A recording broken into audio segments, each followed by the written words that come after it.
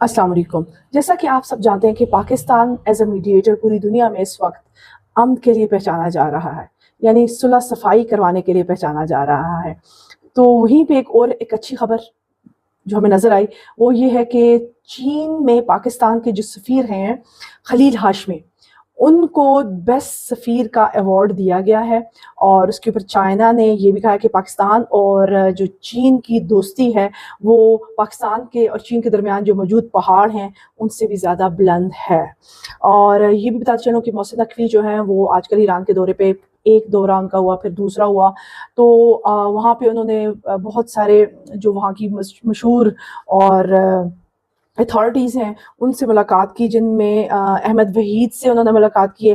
Masoud Pezeshkian سے کی ہے، عباس اراغچی سے وہ ملاقات کی ہے، کالے باف جو ہیں ان سے ملاقات کی ہے۔ اور ملاقات کا مقصد تو آپ کو پتہ ہی ہے کہ امریکہ کے جو مطالبات ہیں وہ ایران تک پہنچانا، اور ایران کے مطالبات کو امریکہ تک پہنچانا کا سلسلہ جو ہے وہ جاری ہے۔ لیکن العربیہ اور الجزیرہ کی رپورٹ کے مطابق پاکستان کے چیف مارشل جو ہے ایکسپیکٹڈ ہیں کہ وہ آج یا کل میں جو ہے وہ ایران کا دورہ کریں گے۔ اچھا جی، دوسری طرف ہم دیکھ رہے ہیں کہ گلوبل سموتھ فلوٹیلا کے اوپر جو ہے وہ حملہ کیا گیا اور ان کو اغوا کر دیا گیا، تقریباً 87 کارکنوں کو، لیکن اب ان کو رہا کر دیا گیا ہے۔ لیکن جو بہت زیادہ تکلیف دہ چیز جو ہمیں نظر آئی، جو وحشیانہ سلوک اور پھر اس وحشیانہ سلوک کی ویڈیوز بنا کے اس کو سوشل میڈیا کے اوپر وائرل کرنا، پھیلانا، جن میں بہت حرکت میں نظر آتا ہے جو بندہ بن گویر،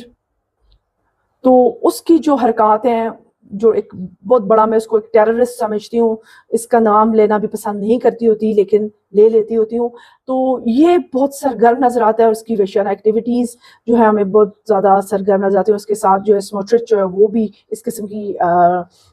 جو ہے ایکٹیویٹیز میں انوالو نظر آتے ہیں۔ پچھلے دنوں آپ نے دیکھا تھا کہ بن گویر جو ہے اس نے اپنی برتھ 50ویں سالگرہ جو سیلیبریٹ کی تھی، کیک کے اوپر جو ہے پھندا بنا کے، اللہ کرے گا وہ پھندا بہت جلد اسی کے گلے میں پڑے گا انشاءاللہ۔ تو یہ کچھ صورتحال ہیں۔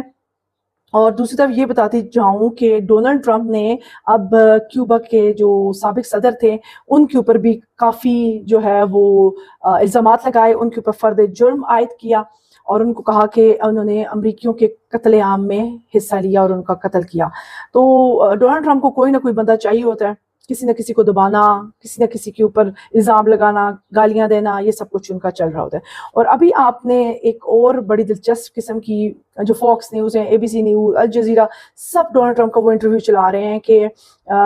جب ان سے پوچھا گیا چین کے اندر جو ابھی رشیا کے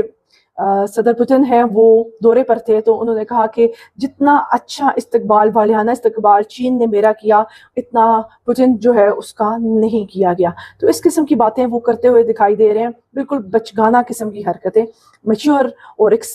صدر اور کس اسٹیٹ کی 50 اسٹیٹس کے، یعنی یونائٹڈ اسٹیٹس کے پریزیڈنٹ اس قسم کی باتیں کر رہے ہیں، تو بہت عجیب سا لگتا ہے۔ چلیں، یہ تو صورتحال ہے اس وقت ڈونلڈ ٹرمپ کی، وہ جو کہہ رہے ہیں، وہ جو کر رہے ہیں، اور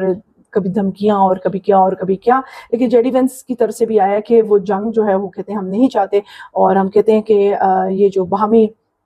بات چیت ہے اس سے مسائل حل ہو جائیں۔